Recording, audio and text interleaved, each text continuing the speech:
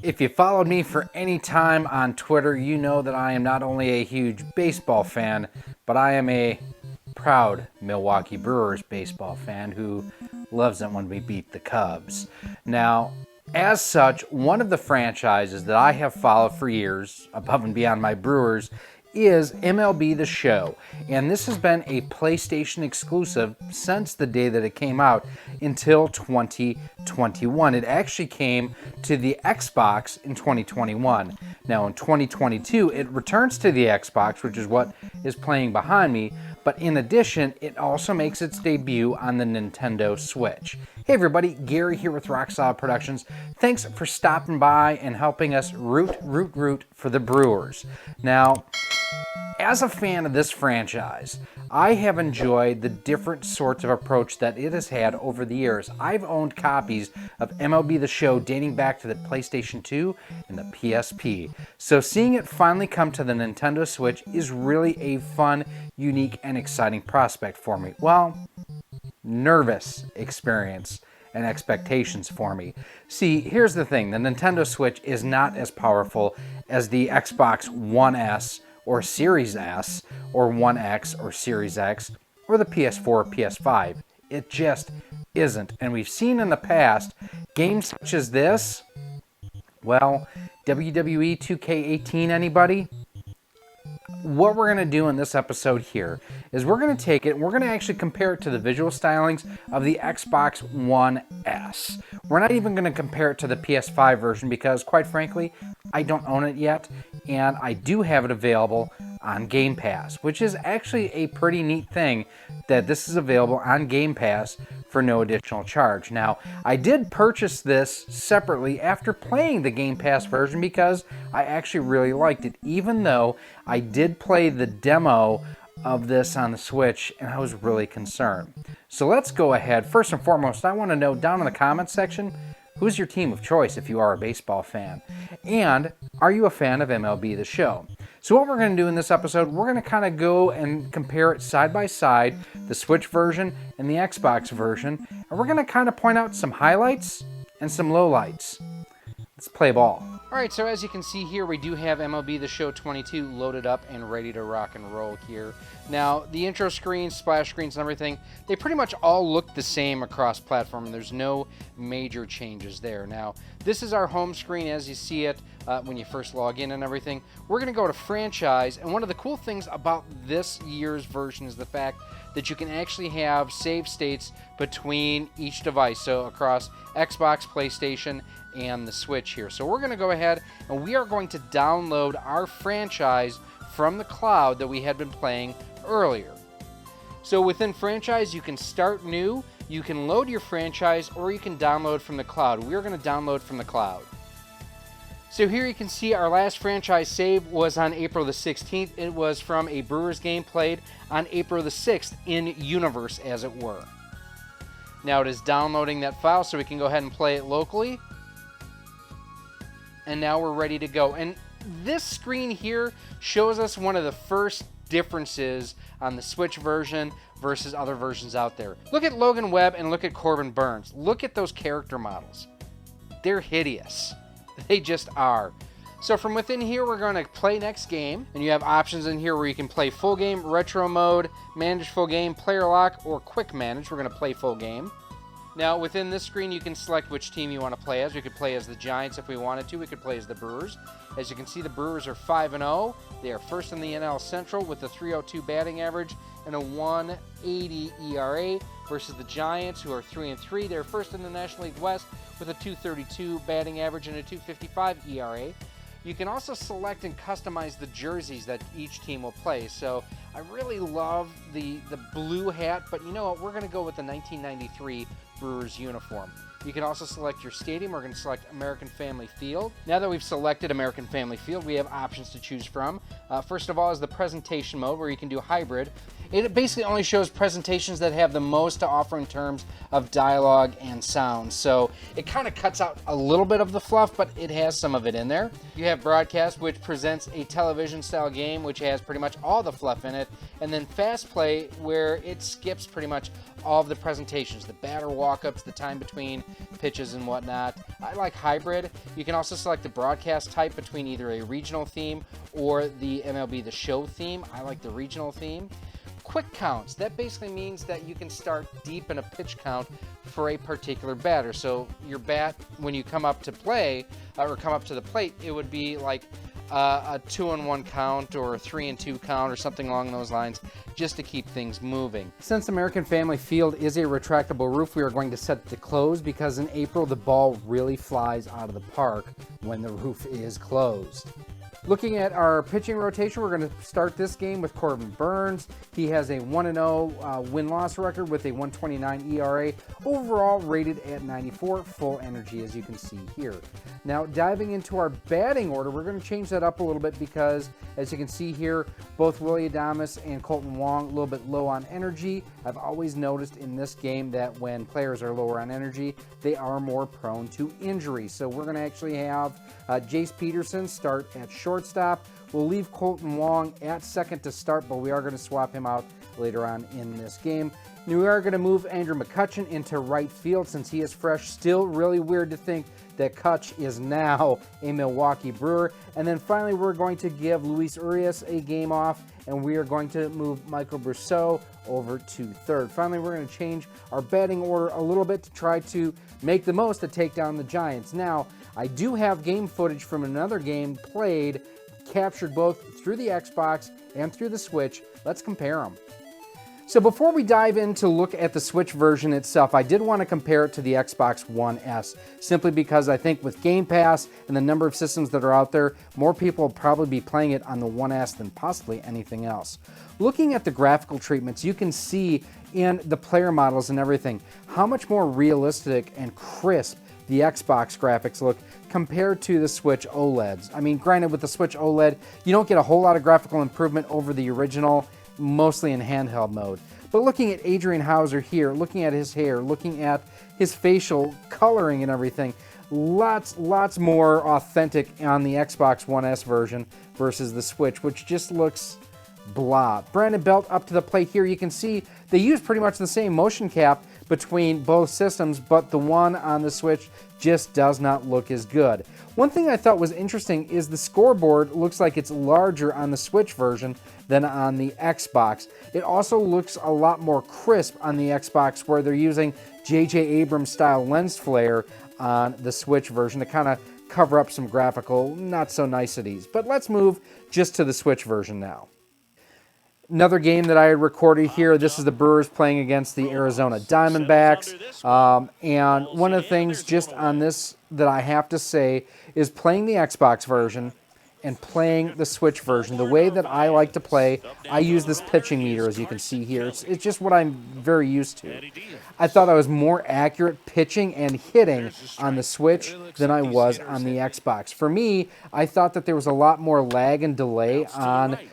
Nice throw here coming to first. There was a lot more lag and delay on the Xbox version, and I always felt like I was trying to anticipate my throws and my pitching and my hitting, whereas it just felt much more natural and spot on the Switch. Now, I did originally play the Switch version in handheld mode, so I attribute that.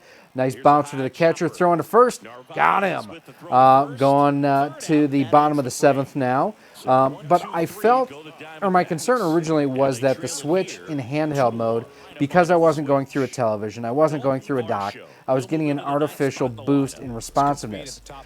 But when I docked it to the exact same TV as I was playing on the Xbox, the Switch just, again, felt more responsive, it felt more accurate, it felt more precise using the exact same control scheme and everything. I do love a lot of the graphical tweaks and additions that they have even managed to put into this version of the game. The fact that you have the American flag during the seventh inning stretch on the outboard display. Absolutely loved it.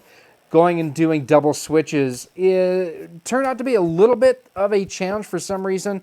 A lot of times I found that the pitcher that I was taking off of the mound got placed in a fielding position versus the player that I wanted to have hit in their place. It was just a weird issue. And you can actually go ahead and do a more traditional NL-style game without a DH. That's how I prefer playing. That is actually how I have mine set up here. Struck him out, set him down, Devin Williams. To me, overall, it's not as pretty, it's not as sharp, it's not as precise as far as the graphics. From a play control standpoint, however, I think the Switch version is vastly superior to the Xbox, which I did not expect. Nice seeing eye single, maybe? No! Yelich out at first. Tried to leg that one out. Up next, Andrew McCutchen, the swing. In the dirt. Can he get to first in time? Old legs don't fail me down, but they did.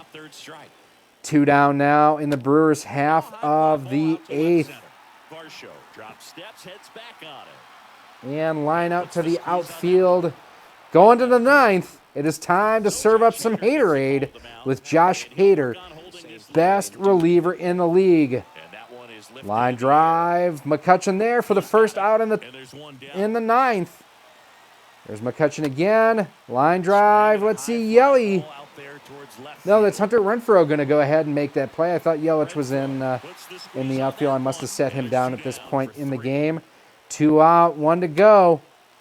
Bouncer back to the mound. Hader with the throw. Throws to first. Gets the save. Brewers win 2-1 against the Arizona Diamondbacks. Now, one of the things, too, on the show that they have always done, post-game celebration, post-game kind of wrap-up, has always been terrific. I've really appreciated the extra touch, the panning of the crowd. Oh, you do have a crowd cam in this too, which I didn't show you, but you can actually pan through the crowd between innings here. So as you can see, 2 runs in the first and the second for the Brewers. The Diamondbacks only able to score 1. Some of the highlights here, Rowdy Tellez with a nice hit there, gets the Brewers rolling. It does feel like there's unnecessary slowdown during these parts of the game, though. Oof. Kelly with a single there. Willie Adames with a hit. There, too, the eyes just look, the face doesn't look right. It reminds me of WWE 2K18 so much as far as the overall character models. Oof. I think that was a home run. No, that was the inside. Oh, yeah, that's right. I gave up an inside the park home run. Had an issue with one of the control settings that I had to change. Once I did, not a problem. And there we have Josh Hader for the final out. Here you can see the player of the game is Eric Lauer. He got the win as well. Loss went to Merrill Kelly. You can also go through and see the hits per team, per at-bats. So you can see Rojas with 4 at-bats, no runs, no hits, no RBI, no base on ball. Did have a strikeout. Here's for the Brewers, Adames.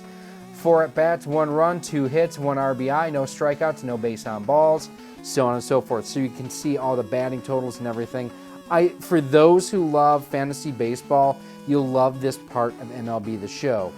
You can also go through and check out the game log for key plays, for hits, for strikeouts. If you have a grand slam, a home run, anything along those lines, it'll be there. The pitcher analysis is interesting, but because you can see how you not only pitched to another team, but how you were pitched as well. It shows you swings and misses, contact, fouls, and base hits too. I've always thought this is really neat, kind of a pitching version of a spray chart. And then you can go through and take a look at individual batters as well, not just the entire team. But now it's time. We've gone through the gameplay. We've gone through the analytics. What do I think of MLB 22 for the Nintendo Switch? So in the end, what do I think of MLB The Show 22 for the Nintendo Switch? Well, there's a few interesting things about it. First and foremost, I actually think the play control on it is terrific. It's actually better than the Xbox version, at least in my opinion. The way that I play the game with the sliders and whatnot to time pitching and hitting on the Xbox, I just always felt like the timing was off. Like I was always, chasing lag and latency and delay at the system. And then I played the Switch version first in handheld, and it's like, that wasn't there. And it was wonderful. And I'm like, okay, is this a TV issue? So I played it on my Vizio TV upstairs on the Switch. No issue whatsoever. Okay. Is it a Samsung TV issue? Because that's what this TV here is that's playing behind me.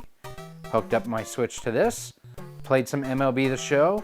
no issues whatsoever. So there is some inherent lag and latency in the Xbox version compared to the Switch version. I thought that was really interesting. Now, I will say from a graphical standpoint, the Switch version is not very attractive. It's just not. I mean, if you look at the hair and the details, the outfield scoreboards and whatnot, the video boards, they're just really low res. Like, I would barely say PS3 quality, quite honestly. But the game plays terrifically. The cloud save was a pain to set up, at least initially. And part of it, as I showed you going through the menus, is the fact that for some reason, the clocks don't sync. They're just wrong. And I don't know why. I have both the Xbox and my Switch set to auto time, and I mean, they're not even close. One shows like a completely different year, which is really bizarre. I thought that overall, the Xbox version here looked good for what it was. It did not look as good as the Show 21 for the PS5, but this is a next generation title, so I didn't expect it to look as good as this. But you know what? This still looks pretty dang good. The Show 22 on the Switch does not match those visuals at all, but like I say, the play control for me is so much better that I will definitely be playing more on the Switch than on the Xbox, simply because the play control is better. Now, it is one of those things that I have this on Gamepass now. I own it physically for the Switch. I still may purchase the PS5 version of MLB the Show 22. But let me know what you think down below in the comments section. Did the visuals match up to what your expectations were on the Show 22 versus what we've seen in the past on prior systems? Were you disappointed in what we saw, or were you actually impressed with what we saw? The other thing I will say, the audio, I actually thought the audio in-game was better on the Switch version. The sound of contact, the bat hitting the ball and everything, just sounded much more accurate to me on the Switch version than on the Xbox version. I was not expecting that. Now, I don't normally do game reviews because my taste in games is so just, it's out there. I completely admit that. But this is a franchise that, having been invested in for 15 years plus, I really kind of wanted to share my thoughts and kind of give you a look side by side of what a newer last gen versus current gen Switch kind of display presentation look like. Now, if you want to see more of this, let me know down in the comments. Like I say, I generally don't do game reviews because my tastes are so different. But if you do want to see some of the other reviews that we've done on different hardware, our Switch OLED unboxing, and a whole lot more, those videos are coming up for you right now. Thank you so much for watching this episode. If you want to help support Rock Solid Productions and be a part of our community, there's a number of different ways you can do so. First and foremost, join us over on our Patreon page or become a channel member here on YouTube. By joining through either one of those methods, you get early access to just about all of our video content, exclusive content, and a whole lot more. We also give you shout outs at the end of each and every one of our videos.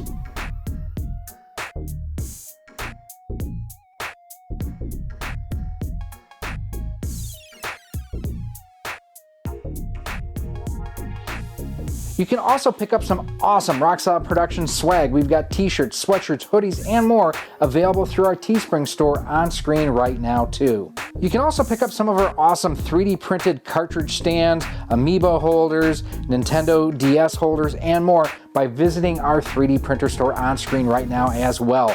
Links for everything will be down below in a pinned comment. If you want to stay up to date with everything we have going on here at Rock Solid Productions, make sure that you're following us on the different social media networks. We're on Facebook at facebook.com/RockSolidProductions, Instagram at Instagram.com/RockSolidProductionsGK, and Twitter at RockSolidStudios. If you're looking to pick this and other retro and modern gaming accessories up, make sure that you head on over to CastlemaniaGames.com. He has a feature over there called Castle Cash, where the more you spend, the more you earn towards future purchases, and Castle Cash is just like cash. He also offers convenient payment plans for more expensive items over $50. Finally, make sure that you use promo code ROCKSOLID10 when you're shopping at CastlemaniaGames.com, as it can save you up to 10% on most items on the website. Again, thank you for watching this episode, and I cannot wait to see you again soon.